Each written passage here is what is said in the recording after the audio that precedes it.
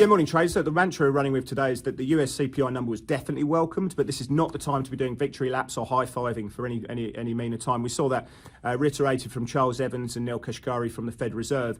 What we've seen is obviously the headline number coming down 60 basis points to 8.5% year on year. We saw month-on-month clip pretty much unchanged, and the core numbers month-on-month were at 30 basis points relative to 50. So I think the market's a little bit surprised. We're so used to upside surprises that, with the regard of positioning, we've seen a decent move coming through.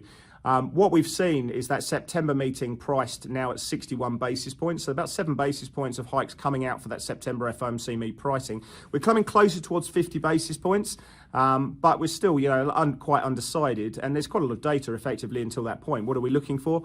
Well, University of Michigan 5 to 10 year inflation expectations this Friday is going to be one we're watching. We've got Jackson Hole at the end of August, as well as consumer confidence numbers coming out on the 31st of August. 2nd of September, we've got the ISM manufacturing numbers and payrolls, and on the 13th of September, the biggie, the solidifier ahead of that meeting is going to be the next CPI print as well. So we talked about where pricing is for September. Go into the sort of the terminal rate, which is the April Fed Funds 23 contract. We saw that dropping 5.5 basis points, so we're still trading 362. So no collapse coming out there. Where we did see a move is in 2-year Treasuries. We saw that dropping 327 down to 302. So a decent buying opportunity playing through as the market yields drop quite precipitously. But then sellers have come out in the mix, and you can see that settling around 321. So down 6, but certainly well off the lows there.